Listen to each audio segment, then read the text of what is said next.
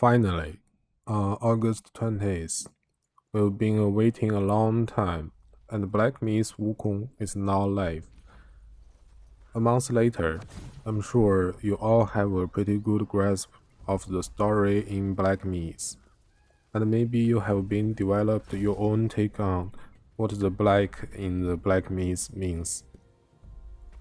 If you have read the original Journey to the West, or seen any of these movies or shows, you might be wondering why this game's story is so dark, why some characters from the original story turn into Yaoguai in game, why some gods became demons. Of course, if even you haven't read the original and just find the game's story interesting, you can still listen to me share some of my thoughts based on the original. It might give you a whole new take on the game story.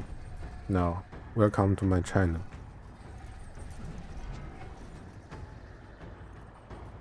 Okay, first, let's introduce our main character, Sun Wukong. As the protagonist of Journey to the West, Sun Wukong has two very famous representations. One is the Monkey King Sun Wukong, the great sage of the Flower Fruit Mountain. The other one is him as the disciple going to west to get the script pictures. These two versions represent the two main stages of Sun Wukong's journey in the story. I will share the descriptions of Sun Wukong's two stages from the original text and their translations here. Feel free to pause and read. First up is the image of the Monkey King.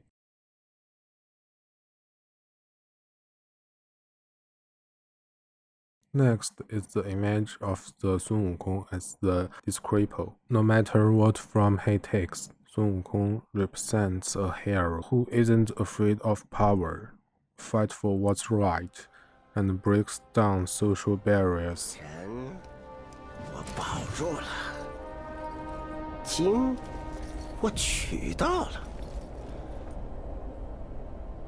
俺老孙啥功名不要，只求回到这花果山中了，过过逍遥日子。上面的天王老子信不过我，我懂。让你小子带些虾兵蟹将过来虚张声势，又想唬我回去做神仙。嘿嘿嘿，我也懂。我不懂的是，你他娘的杀我好子好孙！ I switched the game's voice to the Chinese, which helps me better understand the emotions behind the characters' dialogues. Let's start from to the prologue. Just to clarify, the content in the prologue is the story told by that old monkey. It's not the whole story. So we are just going to break down some of the info to the lines. This means that Sun Wukong helps Tang Sen travel to the west to get to the script pictures, and in the end, he retrieves the real script pictures from the Buddha at Lingshan. That means the prologue story takes place after the event of Journey to the West. In the original text, after the retrieving the script pictures from the West, Sun Wukong is granted the title of Victorious Fighting Buddha, but the Buddha in Victorious Fighting Buddha isn't quite the same as the Buddha like the Tathagata. It means that Sun Wukong got his own job in the heavenly realm. In Chinese, that's referred to as 位列仙班. This explains why, even though Sun Wukong gave up his status as a Buddha, it was still the heavenly beings who came to take him down.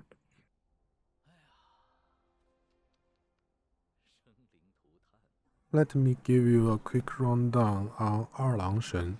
He's a super powerful deity in Chinese folk beliefs, known for his amazing abilities and all the magic gear he carries around. In the original story, he's described like this: he's got golden armor, rides his fly's hound, and wields a golden blade, looking really impressive.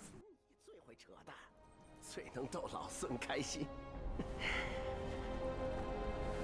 杨兄弟，你放心，待会儿我只拔下你额头上那颗眼睛尝尝。 Actually, two questions came up to this point. One is, why did Sun Wukong resign from this position in the heavenly realm? The other is, why did the heavenly beings came after him just for resigning? Why did the heavenly beings come after him just for resigning? For the first question, let's keep it a mystery for now, and we will gradually cover it in the following chapters. The answer to the second question can be found in the shadow of the great sage. In the heavenly realm, there is no such thing as resigning. Once you become a deity, your options are either to be exiled by the heavenly crown or to be expelled. Plus, this deity is Sun Wukong, and the heavenly realm just can't handle having someone they can't keep in check. So, Sun Wukong's actions are not just a major crime in the heavenly realm, but they could also bring trouble to his family. That's why those guys aren't just there to hunt him down. They are even looking to wipe out Flower Fruit Mountain. Actually, from this, we can pick up on some clues. The well-known adaptations, like the 1986 TV series Journey to the West and the 1999 animated version, are all beautified and artistically processed to be suitable for all ages. The original story is much darker, and its writing is filled with enormous thought. 斗战胜佛，你可知这长生不老的佛位，有多少人求而不得？长生不老，三界六道不就毁在这4个字上？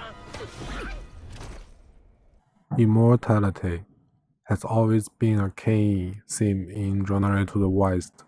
Most of 妖怪 want to eat Tang Sen simply because of the reason eating Tang Sen's flesh can grant immortality.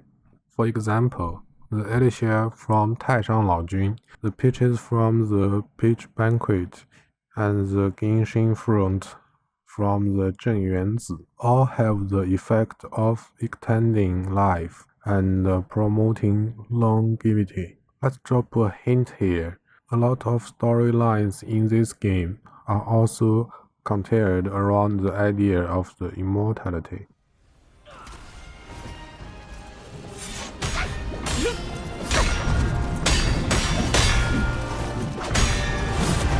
泼猴，你受了天禄，本性未改，今日谁也救不了。好兄长，你的刀钝了，正好给俺老孙挠个痒。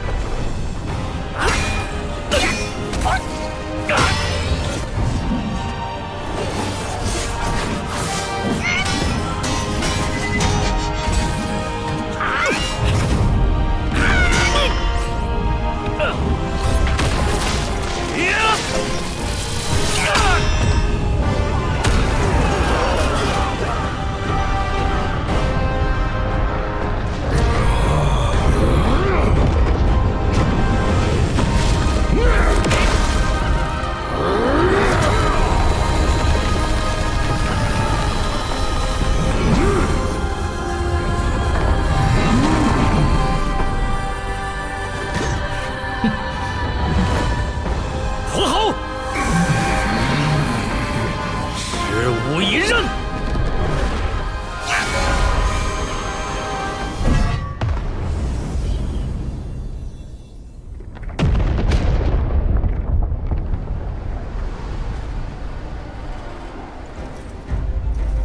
小外甥，这就是你说的单挑？天上阳光扎眼的很，有种再和你舅舅去山里会会。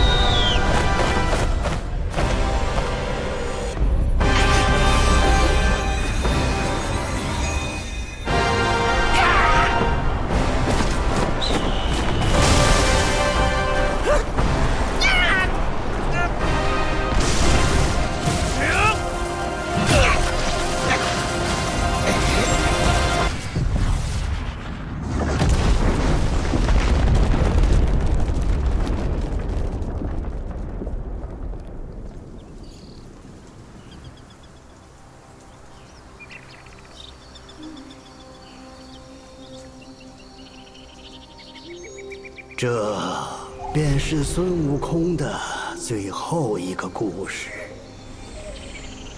他一生豪杰，平生最喜自由自在。纵然得了正果金身，却还是受不得天条繁荣，一心想着回来这里与咱共乐天真。谁知他辞了佛位，欢喜还乡。有些人倒是越发放心不下。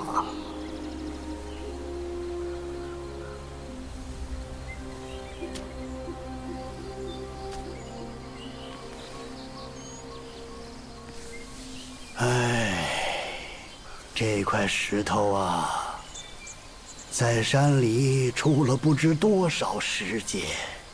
我打小听人说，齐天大圣的尸身就藏在里面。他乃天产石猴，本有不生不灭的大神通。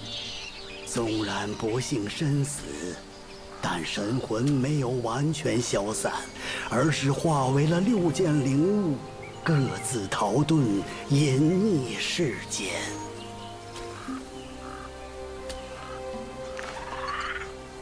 这便是大圣6根的传说。可惜数百年来，无人亲眼得见。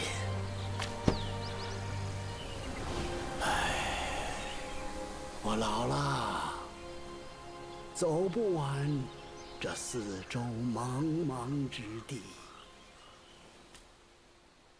但你们之中，书籍会有天命所归。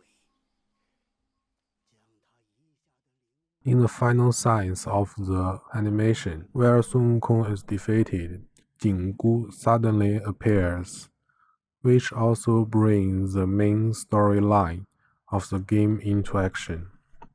Remember what we talked about earlier? The prologue is a story told by the old monkey, and it's not entirely true. The old monkey tells us that after Sun Wukong dies, he turns into 6 roots, and if you gather them all, you can revive him. But is that really how the story goes?